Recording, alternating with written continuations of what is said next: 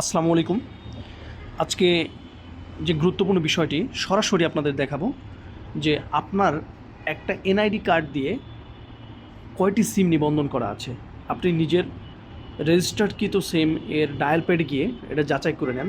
প্রথমে ডায়াল করেন *16001# এ নম্বরে ডায়াল করলাম। দেখেন কি চলে আসে ইন্টারফেস।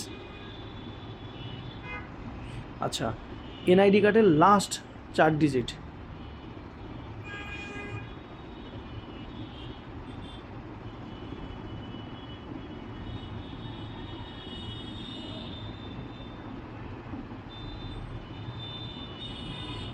এই যে দেখেন আমার নামে রেজিস্টার্ডকৃত যে সিমগুলো রয়েছে এইগুলো ডিসপ্লেতে দৃশ্যমান আছে এবং এভাবেই আপনি চেক করবেন যে, এবং সাথে সাথে আর একটা মেসেজ চলে আসবে আপনার SMS-এ যে কয়টি সিম রেজিস্টার্ড আছে, যেগুলো আপনি ইউজ করেন সেগুলো তো আপনার কাছে আছে, বাকিগুলো সংশ্লিষ্ট অপারেটর অফিসে গিয়ে বন্ধ করে দেবেন।